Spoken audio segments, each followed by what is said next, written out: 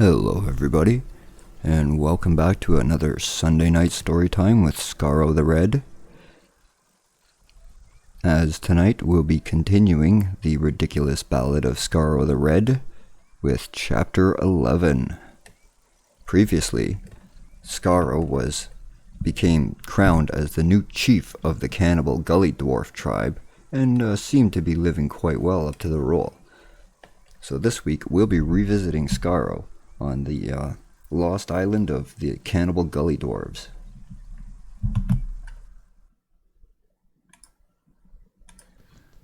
Skaaro rather liked being the chief of the cannibal gully dwarf tribe. The tribal gully dwarves were amazed and fascinated by him, and he was treated like royalty, given the best foods and finest tent.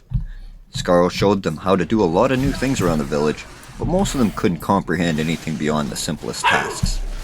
Nonetheless, Skaaro did somehow manage to set a few of the gully dwarves to task brewing some booze from the local jungle fruits. Although Skaaro attempted to learn their language, after some observation and testing, Skaaro realized that the gully dwarves weren't even speaking any sort of intelligible language, and quite often couldn't even understand one another. Their primary form of communication seemed to be through body language and inflection. Meanwhile, Toothless Pete was having difficulties accepting his new life as an undead head on a stick, although he still seemed quite annoyed to be alive at all. Skaaro tried to oblige him, and brought him back to the village shaman, but the crazy old necromancer was less than helpful, and didn't even seem to understand what Skaaro wanted. Skaaro offered other solutions, such as smashing him to bits with a hammer, or burning him up in a fire. Toothless Pete quickly declined such measures and conceded to an unending life as a reanimated head on a stick.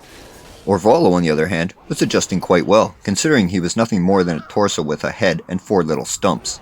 Skaaro had the gully dwarves craft a pair of wooden peg-leg sticks and crude hook hands made from some sort of animal bone. Although the prosthetic appendages were small even for the little halfling, it at least afforded him some mobility. After some practice, Orvallo quickly improved at hobbling around on his little peg legs. He was even able to lift a mug of ale and feed himself with his hooks. Once Orvallo was mobile, Skaaro decided it was high time he made good with his promises of the hidden treasures Orvallo absconded from the Golden Falcon. On a clear and quiet evening, while the village slept, Skaaro, Orvallo, and Toothless Pete's head on a stick crept out of the village and down to the beach. "It's only a short distance from where I left the dinghy," said Orvallo, while doing his best to navigate the rugged jungle terrain on his little peg legs. They arrived at the little dinghy, right where it was when Skaaro found it after arriving on the little island. "It's right over here. I buried it beside the big palm tree," Orvallo stated, pointing at a large palm tree nearby. Skaaro found the spot and scooped away the loose dirt, revealing a wooden box just under the sand. "You'll have to break the lock," Orvallo said. "I lost the key when those gully dwarfs captured me." Skaaro smashed the lock off of the nearby rock and opened the box. Inside was an array of gold coins and jewels. "That's quite a trove you've collected there, matey," Toothless Pete said. "Don't be supposing that's the missing treasure I lost me head over." "Well, I never expected anyone to notice a few coins and trinkets here and there, much less that things would escalate so quickly," Orvallo tried to explain. "And then there's the matter of blowing up the Golden Falcon," Skaaro interjected. Once everything went sideways and the mutiny and all, I had to act fast, or it would have been my head," Orvallo replied. "Oh, aye, but it's fine when it's my head, aye?" Toothless Pete snarled at Orvallo. "We'll have to finish this conversation later. We should get back to the village before anyone notices we are gone," Skaaro said, as he closed the box and began covering it with sand. "For now, let's leave this here." Just before daybreak, Skaaro, carrying Toothless Pete's head on a stick, along with Orvallo, returned to the village, and casually made their way back to Skaaro's tent. Only moments after they returned to the tent, a pair of gully dwarves arrived with breakfast. They brought in baskets with assorted foods, such as fruit and nuts and some sort of cooked bird eggs. "How's breakfast?" Toothless Pete asked sarcastically, as he watched Skaaro and Orvallo enjoying the food. "I could cram some in your mouth if it would make you feel better," Skaaro replied. Just then, that strange little shaman entered Skaaro's tent, carrying his creepy staff with the snake coiled around and a decapitated human head atop it. He chattered on unintelligibly for a moment before his own head on a stick translated this yammering. "Today is your great honor to perform the annual sacrifice to the mighty Kabuga. The shaman opened the tent door, and a gully dwarf brought in a little cage with a small green bird inside. The gully dwarf set the cage down on the table and exited the tent. Then, the shaman set down his staff and took a small stone knife from a rope belt he had tied around his waist. Opening the cage, he grabbed the little bird, pinned it to the table, and proceeded to eviscerate it. The shaman then released the little bird, and it frantically squawked and flailed around, spilling its entrails about itself for a few minutes until it finally flopped over and died. The shaman examined the bird's scattered viscera, and then with a serious tone he babbled his usual gibberish for a moment before the head on the staff translated. Anger, destruction, and death. We must prepare immediately, for a great calamity will befall the tribe if Kabuga does not receive his sacrifice. The shaman then approached Skaaro and placed his blood-soaked hand upon his face, while muttering some mumbo-jumbo, "Ooh, tinga, kabuga, booga, dig dig boo."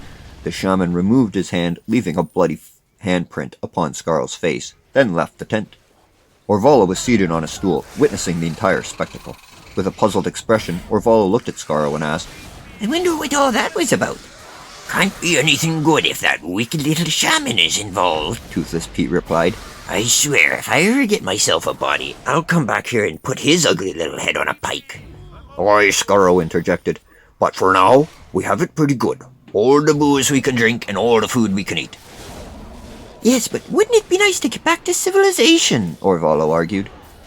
"But we don't even know where we are," Skaaro responded. "And what would you have us do?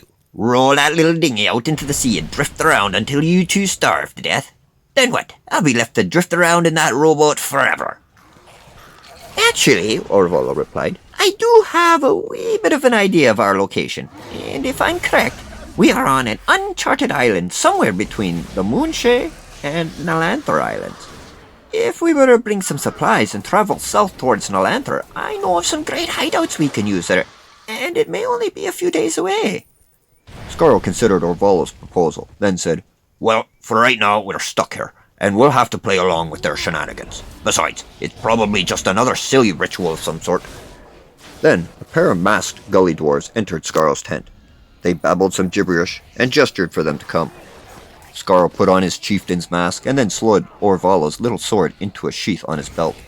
Then, picking up Toothless Pete's head on a stick, Skaaro went outside, with Orvala waddling along behind him. Outside the tent, a babbling crowd of dwarves gathered around something ahead, cheering and dancing. Then, from the crowd emerged the shaman, carrying his staff in one hand, and under his other arm was a small bundle wrapped in colorful hides and leaves. The shaman spoke his typical gibberish, and then the head on the staff repeated his announcement. "Let us begin the sacrificial ritual of Kabuga." Then, as the shaman pointed towards the volcano, the staff said, "To the mouth of Kabuga." The crowd cheered, and all headed towards the volcano. Skaaro and Orvala, along with Toothless Pete's reanimated head on a stick, followed along. As the shaman led the tribe through the jungle path to the volcano, Skaaro couldn't help but wonder who was really in charge of the tribe, and began to realize his own role as chief of the tribe was little more than that of a figurehead. The jungle path led to the base of the volcano, where another steep rocky path led all the way up to the summit. Skaaro looked down at Orvala, who was already exhausted from waddling through the jungle, then scooped him up. Carrying Orvala under one arm and Toothless Pete's head on a stick in the other, Skaaro ascended to the top of the volcano. As they reached the top, the heat was nearly unbearable, and black smoke billowed forth from deep within the mouth of the volcano. The path led to a small stone altar at the precipice of the volcano. The shaman placed the colorful, wriggling parcel upon the altar and began chanting his incoherent gibberish. Skaaro set Orvala and Toothless Pete down and then approached the altar. When Skaaro saw what was to be sacrificed to Kabuga, his heart instantly filled with fury. For upon that altar was a little newborn baby gully dwarf. It was crying and screaming as it wriggled to fight the tightly swaddled leaves and hides. Enraged, Skaaro drew his little short sword and stabbed it directly through the shaman's chest. The shaman gurgled as Skaaro withdrew the blade, and then he stumbled back and fell into the volcano. As the shaman fell into the depths of the volcano, through his screams, Skaaro was almost certain he could hear the head on the shaman's staff saying, "Thank you." As the crowd of gully dwarves roared in anger, the volcano began to rumble, and the earth trembled before their feet. Some of the screaming and shouting gully dwarves began throwing rocks at Skaaro. and the masked warriors surrounded him with spears.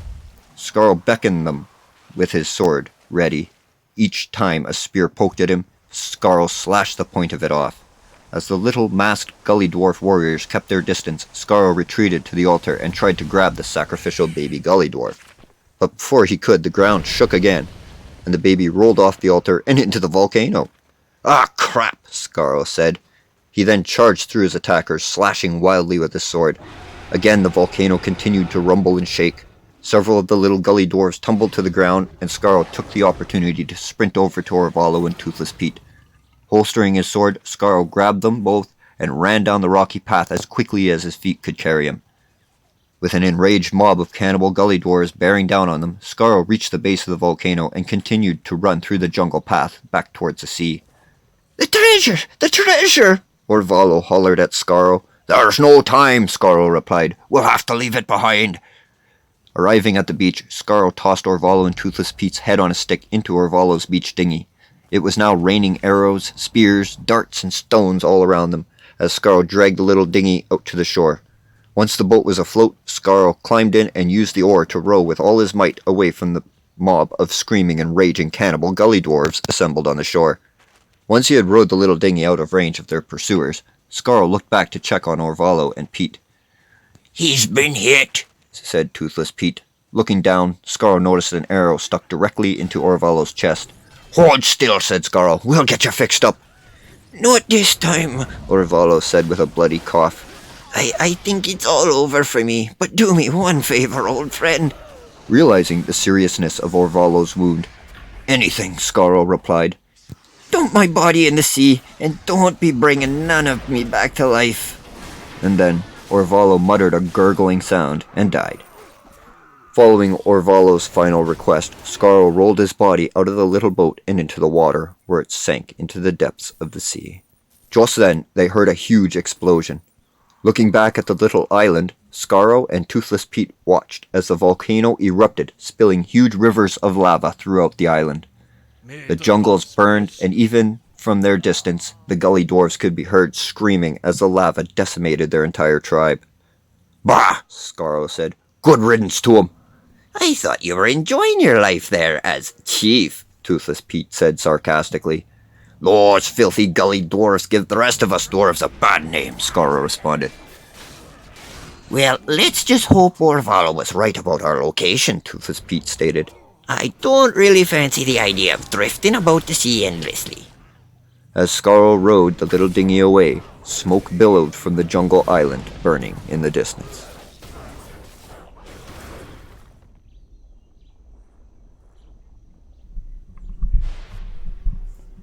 And that's all for Chapter 11 of the ridiculous Ballad of Skaaro the Red. Tune in next week, same time, 9 p.m. Eastern Time on my Twitch channel for the next episode, when we'll find out the fate of Huijin and Captain Windblade. Again, thanks for watching, and don't forget to like, subscribe, thumbs up, share, and have a good evening.